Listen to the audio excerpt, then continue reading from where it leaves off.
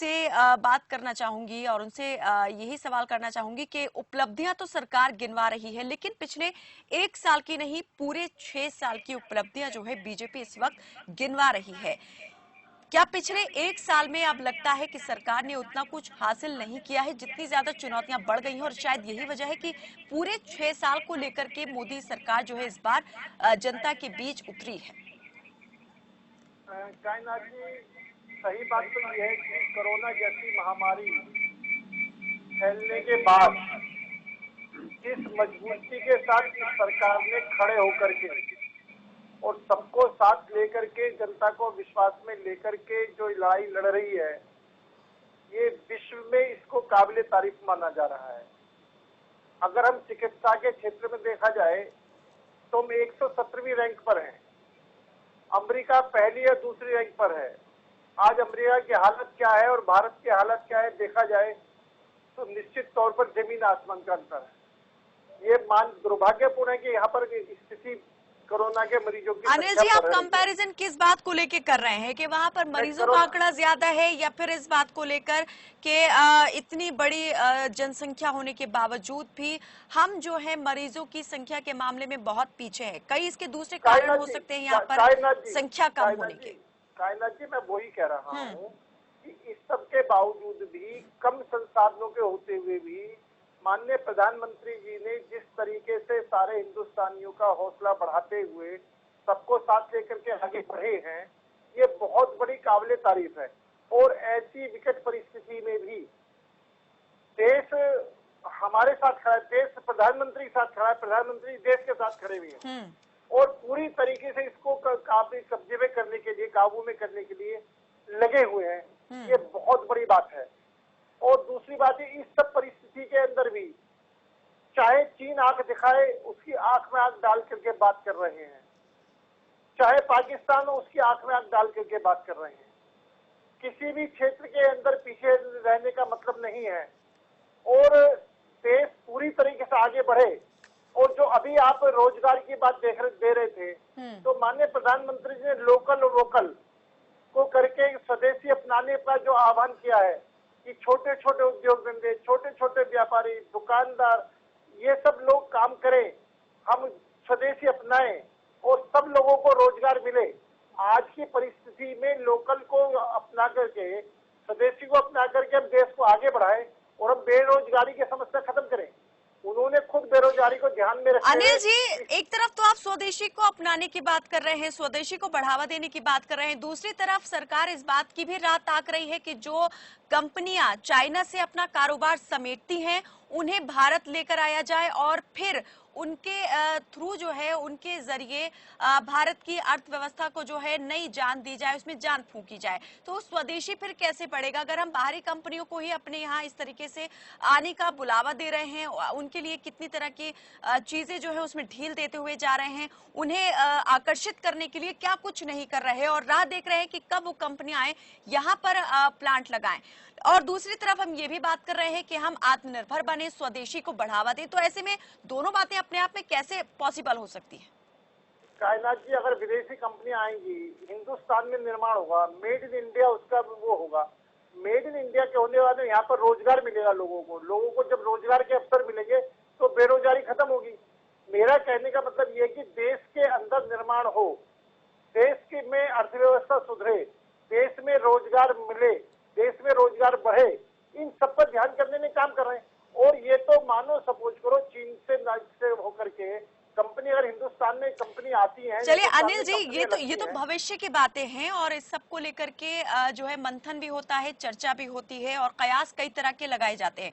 लेकिन अगर पिछले 1 साल की बात करें तो 1 साल के अंदर जो सरकार अपनी उपलब्धियों को लेकर बीच में पहुंची है, तो उन उपलब्धियों में से मैं चाह रही हूं कि आप ऐसी कौन सी उपलब्धि को देखते हैं जो आप मानते हैं कि उसने सूरत ही बदल कर रख दी है। जैसे कि जयप्रकाश नड्डा कहते हैं कि सरकार ने पिछले 6 साल में जो हासिल किया है, उसने जो 6 दशक तक कांग्रेस की सरकार चली आ रही थी, उसको एक तरीके से कवर कर लिया है, उसको पूरा करने का काम किया है। जो 6 दशक में वो नहीं कर पाई कांग्रेस की सरकार, वो 6 साल में हमारी सरकार ने कर दिया है। कायनात जी, अगर उसको हम गिनती गिने तो धारा 370, 3 तलाक, राम अयोध्या मामला, ऐसे कम से कम 200 मामले ऐसे हैं जिसको की जो समस्या बनी पड़ी थी और समस्या लटकी हुई थी और उस समस्या का उन्होंने समाधान किया। जो विदेश में के लोग पीड़ित लोग थे उन सबको नागरिकता देना, ये सब कानून ला करके उन्होंने देश के का मान सम्मान बढ़ाया है। और आज निश्चित तौर पर पूरे विश्व पटल पर हिंदुस्तान को माना जाता है, हिंदुस्तान की बात को ध्यान से सुना जा रहा है।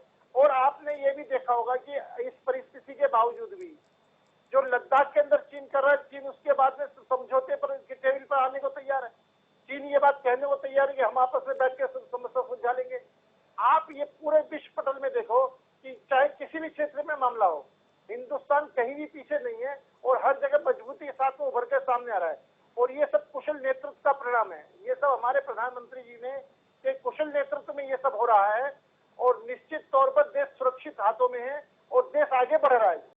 क्या कहेंगे इस पर? सरकार को जिन चीजों की तरफ ध्यान देना था उनकी तरफ से पूरी तरीके से आंखें मूंद ली गई। कायनाथ जी, सही बात तो ये है, आरोप लगाना बहुत आसान। अभी कांग्रेस के भाई कह रहे थे और इनका जैसे 100 रुपए खर्च 1 रुपए देते थे 15 पैसे पहुंचते थे, वही मामला ये हुआ कि बसें कहती 1000 बस बॉर्डर पर खड़ी हैं और बसों के नंबर की जगह स्कूटर के, मोटरसाइकिल के और एम्बुलेंस के नंबर दे दिए। ये घोटालों से घिरे हुए कांग्रेस को सिर्फ अपने अंदर चीजें दिखाई नहीं देती हैं। आज महाराष्ट्र जो है नंबर 1 पर है, पंजाब और राजस्थान की क्या हालत इनको पता है। अगर इनके पास कोई पॉलिसी है, कोई नीति है तो वह करके कुछ दिखाएं। आज तक कोई पॉलिसी नहीं दिखाई, कोई नीति नहीं बताई, काम करने का तरीका नहीं है कि भाई आप कोई सुझाव भी दें कि ये सुझाव है और ये कुछ करके दिखाएं। महाराष्ट्र के अंदर कितना बुरा हाल है। बात करना बहुत आसान है। कांग्रेस की पॉलिसी नीति पर सवाल कर रहे हैं, लेकिन क्या बीजेपी के पास में तस्वीर साफ है? कायनाथ जी, मैं सुन रहा था इसी तरीके से। अभी आम आदमी पार्टी का मेरा भाई जो कह रहा था कि दिल्ली के अंदर कोरोना में 1100 मरीज रोज आ रहे हैं और दिल्ली के अंदर लोगों को हॉस्पिटल में, प्राइवेट हॉस्पिटल के अंदर भी जगह नहीं है एडमिशन करने के लिए। बात बनाना बहुत आसान है।